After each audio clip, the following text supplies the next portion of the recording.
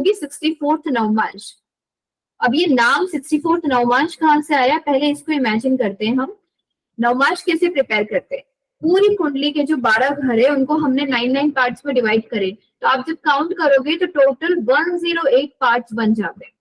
ठीक है, जब आप हर घर को 9 पार्ट्स में डिवाइड करते हो तो टोटल 108 पार्ट्स बन जाते हैं। पूरी बर्थ चार्ट जो स्काई है इसको हमने 108, जब रावण कुंडली बनाता था ना तो 108 खंड बनाता था, अभी हम तो 12 खंड ही बना पाते, वो 108 बनाता था और हर एक खंड से प्रेडिक्शन करता था वो, तो उसको कहीं भी डिविजनल चार्ट पे जाना ही नहीं पड़ता था, वो 108 खंड से बता देता था कि प्रेडिक्शन। तो ये जो 64th नवमांश इसे नाम दिया है उसका रीजन क्या है, आप पहले घर से पार्ट्स करना जब शुरू करते हो तो जब आप 8वें घर तक आते हो ना, तो 8वें घर का जो सेम डिग्री होता है, जो हमारा लग्न का डिग्री होता है, सेम डिग्री जो हमारे 8th हाउस में आता है ना, वो 64th पार्ट होगा।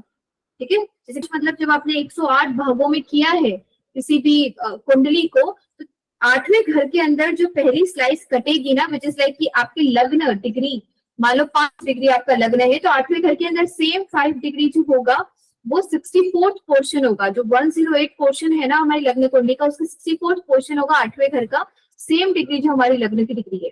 ओके, जैसे मान लो किसी का लियो असेंडेंट है और लग्न डिग्री 15 डिग्री है, तो लियो असेंडेंट के लिए 8वें घर में कौन सी राशि आती है, पाइसिस, तो पाइसिस का 15th डिग्री को हम बोलेंगे 64th नवमांश है ये। ओके, तो ये समझने में कोई भी प्रॉब्लम है कि इसको नाम क्यों दिया है 64th नवमांश, इसमें हम नवमांश कुंडली को देख ही नहीं रहे, हम लग्न कुंडली को ही देख रहे हैं और उसी से समझ रहे हैं कि जब हम लग्न कुंडली में हर घर को 9 पार्ट्स में डिवाइड करते तो 8वें घर में 64th पोर्शन आता है। ओके, इसकी प्रेडिक्शन क्या होगा, 64th नवमांश जो होता है दैट इज लाइक कि 8वें घर की एनर्जी हमारी लाइफ में लेके आता है। That is the most difficult degree अपनी कुंडली के अंदर। अगर आप सबसे ज्यादा बुरी डिग्री किसी को बोल सकते हो ना, तो वो डिग्री होती है जो हमारी लग्न की डिग्री की सिमिलर 8वें घर में जो डिग्री होती है ना, that is the worst degree of our chart. और 8वां घर क्या करता है, 8वां घर हमें डिटोरिएट करता है।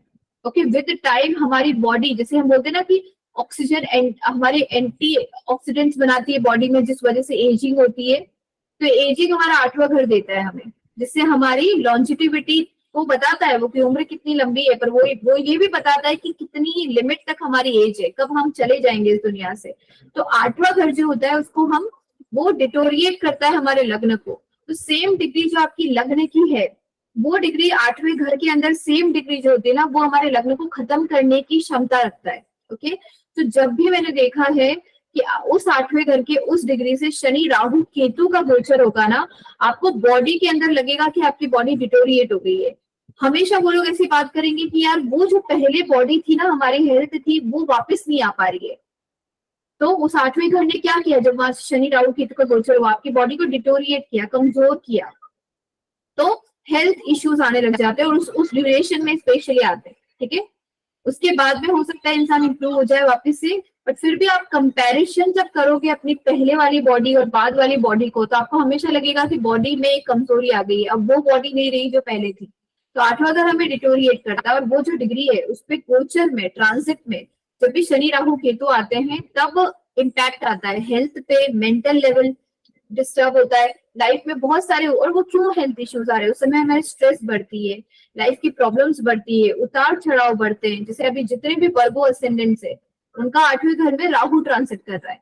वर्गो असेंडेंट्स मान लो एक वर्गो असेंडेंट है 3 डिग्री का और एक वर्गो असेंडेंट है 15 डिग्री का, तो जब वर्गो असेंडेंट के लिए राहु 3 डिग्री पर आएगा, मतलब अभी आने वाला है, तो उनकी लाइफ में तब वो क्योटिक सिचुएशन बहुत एक्सट्रीम लेवल पे हो जाएगी। 8वें घर का राहु प्रॉब्लम देता है, पर जब वो 8वें घर की एग्जैक्ट उस डिग्री पर होगा ना, तब क्योटिक सिचुएशन बढ़ेगी।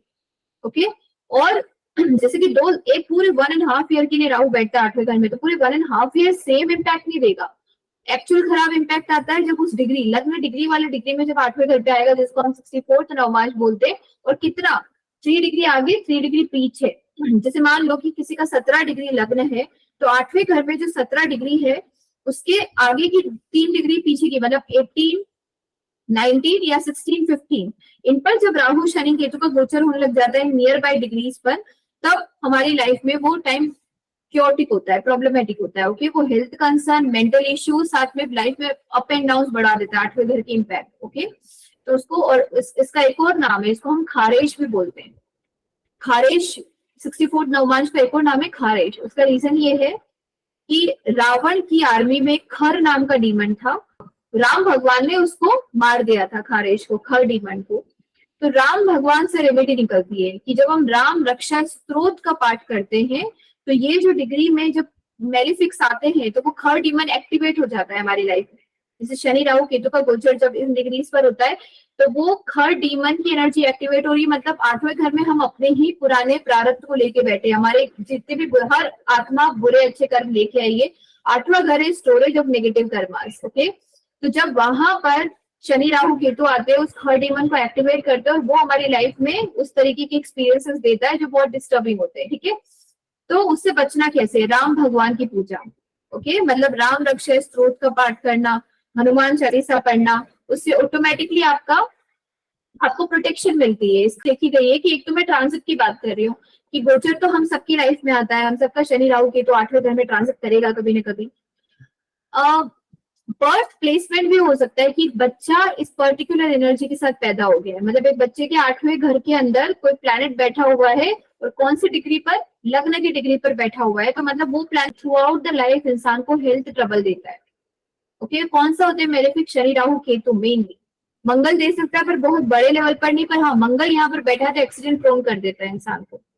ओके, मंगल अगर 64th नवमांश में हमें बर्थ प्लेसमेंट में मिल गया किसी की कुंडली में, तो वो उस बच्चे के क्या कॉम्बिनेशन होगा? आठवें घर में दिखेगा मंगल लग्न में और नवमांश में आपको चौथे घर में मंगल दिखेगा। ओके, वो मंगल इंसान को एक्सीडेंट प्रोन करेगा कि छोटी छोटी बातों पे कट्स लग जाना, accident, electricity related issues. Even electricity Mangal represent करता है, जिनको इलेक्ट्रिक शॉक्स बहुत लगते हैं ना, उनके भी मंगल खराब होता है क्योंकि मार्स से ही वो आता है। तो एक ये, और दूसरा ये जो 64th नवमांश है ना, ये आप चंद्रमा से भी चेक कर सकते हो। अभी मैंने आपको लग्न से बताया, अब मैं आपको मून से बताऊंगी। मून का जो भी डिग्री है, मान लो कि किसी का मून बैठा हुआ है 3rd हाउस में और 4 डिग्री पर बैठा हुआ है 3rd हाउस में, ठीक है, तो 10th हाउस मतलब 3rd हाउस से 8th हाउस कौन सा हो जाता है? 10th house. 3rd हाउस में चंद्रमा है, मतलब 10वें घर के अंदर जो सेम चंद्रमा की डिग्री होगी ना 10th हाउस के अंदर, वो हमारे लिए 64th नवमांश बन जाता है। तो दैट इज ऑल्सो प्रॉब्लमेटिक। जब भी वहां से भी शनि राहु केतु का गोचर होगा तो उस समय पर प्रॉब्लम्स होती है। और उस डिग्री पर अगर कोई प्लैनेट हमें बर्थ चार्ट में मिला है, मान लो चंद्रमा से 8वें घर में कोई प्लैनेट मिला है हमें और वो एग्जैक्ट चंद्रमा की डिग्री के अराउंड है, कि चंद्रमा 15 डिग्री का है, तो चंद्रमा से 8वें घर में भी वो प्लैनेट बर्थ चार्ट में हमें 15 डिग्री 16 डिग्री के आसपास मिला है, चंद्रमा से 64th नवमांश है, तो इवन वो डिग्री भी हमारे लिए प्रॉब्लमेटिक होती है। ठीक है, जो और वो प्रॉब्लम आती है मेंटल लेवल पर। हो सकता है एक्चुअल में वो फिजिकली हेल्थ ट्रबल नहीं दे रहा है, पर मेंटल लेवल पर इंसान को एंजाइटी, डिप्रेशन ट्रांजिट के अंदर अगर वो है तो उस समय के लिए देगा। बर्थ चार्ट के अंदर है शनि राहु केतु चंद्रमा से अष्टम में बैठे हुए हैं और इस पर्टिकुलर डिग्री पर बैठे हुए हैं, तो दैट इज वेरी हेवी।